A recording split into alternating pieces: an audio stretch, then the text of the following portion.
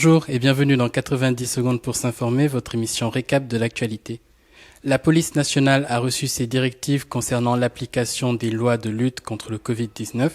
Dans un document partagé à tous les commissariats de Dakar, la direction de la sécurité publique, sous l'égide du ministère de l'Intérieur, indique aux forces de l'ordre que le port du masque sera désormais obligatoire dans les transports en commun, sur la voie publique ainsi que dans les lieux de commerce, entre autres. Avec l'arrivée du variant Delta, le Sénégal craint une troisième vague et prend dès à présent les mesures nécessaires. Un autre fait qui secoue l'actualité, c'est l'arrivée d'un nouveau format de pain. La Fédération des boulangers du Sénégal a annoncé l'arrivée de ce nouveau format de pain chez les distributeurs au prix de 200 francs.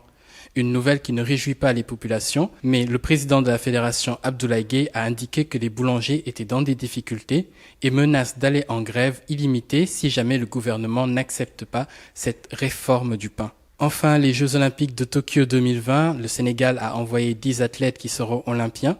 Les porte-drapeaux sont Jeanne Boutbien, la nageuse, et Mbanyinga, le judoka.